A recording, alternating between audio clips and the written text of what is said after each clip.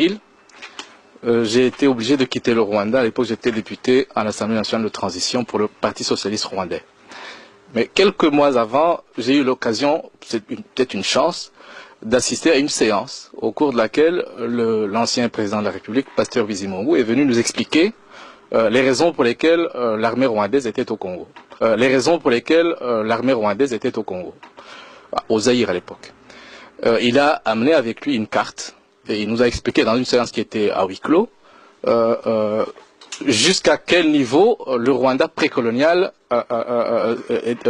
pouvait être délimité. Et donc il a montré qu'une partie du territoire du Congo actuel, d'après lui, revenait au Rwanda. Il a même parlé plus tard à la presse de la nécessité d'une seconde conférence de Berlin. Ce ne sont pas des fictions, ce sont des déclarations politiques actées. Deuxième chose, en 1998, j'ai eu l'occasion de discuter avec des diplomates ici à Bruxelles et des académiciens, des universitaires belges. Des deux types de discussions que j'ai pu avoir, il y a au moins un académicien, un universitaire belge qui a parlé de la nécessité de l'établissement d'un État tampon entre le Rwanda et le Congo, comme solution, d'une part, à l'instabilité du Kivu, et d'autre part, à l'instabilité du Rwanda. L'État tampon devra servir à absorber le trop-plein de population rwandaise qui ne peut pas trouver de la place au Rwanda. C'est un projet qui existait depuis avant la colonisation.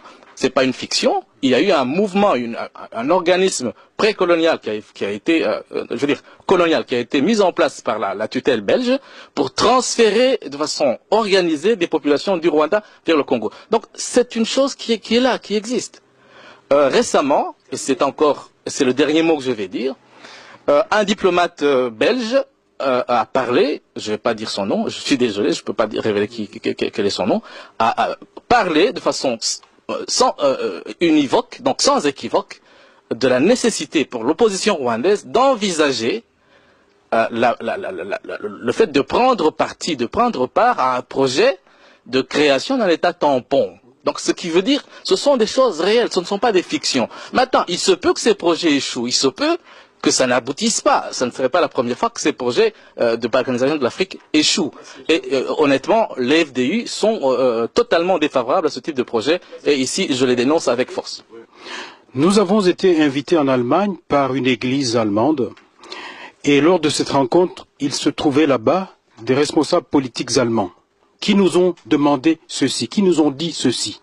J'ai écrit ceci, ce que je vous dis, je l'ai même déjà écrit dans un livre, c'est vous dire que j'assume parfaitement ça. Ils nous ont dit que si nous, société civile du Sud Kivu, étions prêts à aller jouer auprès de notre population ce rôle-ci, d'expliquer que si nous acceptons que le Kivu soit rattaché au Rwanda, l'Allemagne et l'Europe sont prêts à faire un plan Marshall pour le Kivu.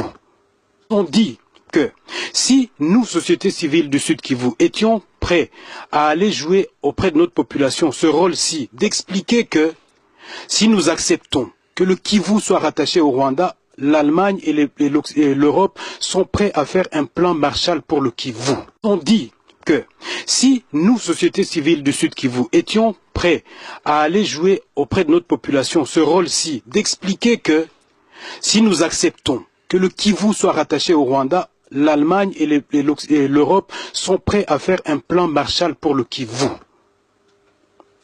Ce n'est pas de la fiction, monsieur. C'est vrai que, peut-être que de nouveau, comme on l'a dit tout à l'heure au niveau géopolitique, les Rwandais ne sont pas forcément à la base de ça. Mais ceux qui tirent les ficelles, ils veulent ça. Quand on parle de Nkunda, aujourd'hui, Nkunda dit qu'il a 350 000 réfugiés qu'il doit réinstaller où? Là où il a déjà évacué plus d'1 million de personnes, 1 million de déplacés qu'il y a au Kivu aujourd'hui. Vous le savez très bien. Les conditions de la kosovisation avancent petit à petit. Et ça échappe à la population, aux Tutsis, aux Bashi, aux Hutus, aux Banande, etc. J'en termine avec la question de la gouvernance. Si vous voulez qu'on parle de la gouvernance, cher monsieur du CNDP, On peut être d'accord peut-être sur le fait qu'à Kinshasa, la bonne gouvernance n'y est pas. Mais est-ce que ça vous donne le droit de prendre les armes? Est-ce que ça vous a donné le droit de ne pas participer au processus électoral? Non, parce que vous avez un plan qui est bien déterminé. J'ai quitté Bukavu le 16 octobre et mon départ de Bukavu est symbolique. Comme vous le savez, depuis le 10 août 1998, des troupes rwandaises et ougandaises, actionnant certains Congolais, ont envahi, ont agressé notre pays en passant par les provinces du Nord et du Sud Kivu. Je me suis rendu compte après un temps, 2 mois et demi, que cette soi-disant rébellion, que ce mouvement appelé par les animateurs de libération n'en était pas. Il y en a eu d'abord à une échelle réduite. Nous devons signaler que tous les officiers congolais qui étaient à Bukavu ont été lâchement assassinés. Je pense que c'était le 4 août à l'aéroport de Kavumu par les troupes rwandaises. Vous avez vous-même été témoin de ces faits ou bien on vous les a rapportés et cette information est authentique donc? Cette information est irréfutable. Les rebelles même pourraient la confirmer s'ils sont honnêtes et j'espère qu'ils le sont. Il y a eu aussi à grande échelle dans la chefferie de Luindi, chefferie de Luindi, ça c'est dans le territoire de Mwenga, des massacres qui ont coûté la vie à plus ou moins 400 personnes. Mais les personnes qui ont été citées essentiellement, c'était des autorités, notamment le chef coutumier, le Mwami, son épouse. Tous les deux, je les connaissais très bien. C'était des jeunes intellectuels qui avaient accepté d'aller vivre à la campagne pour redonner l'espoir aux villageois. Il y a eu des prêtres, des religieuses et tout un tas d'autres personnes. Donc des massacres, il y en a eu. Ici, je ne parle pas d'enlèvement, de ce qui se passe dans la cité d'Ouvira en face de Bujumbura, où des personnes ciblées sont tuées. Et donc on ne peut pas chercher à démontrer le contraire, c'est évident, des massacres ont eu lieu. Et si vous étiez donné de délivrer un message par rapport à la population congolaise qui suivrait cette cassette, quelle sera la teneur de votre message? Mon message serait simple, c'est que nous les Congolais, nous devons savoir que l'avenir, notre propre avenir, c'est chez nous. Nous devons avoir l'attention tournée toujours vers chez nous. Et nous devons tout faire pour protéger les intérêts de notre territoire. Pour le moment, ce que je demanderai aux Congolais, c'est de porter loin les informations que je viens de livrer. Le Congo a été agressé. Les troupes rwandaises sont bel et bien là-bas. S'il y a des Congolais, c'est comme si un père de famille se trouvait agressé par des bandits, mais à qui son propre enfant a cédé la clé de la porte d'entrée.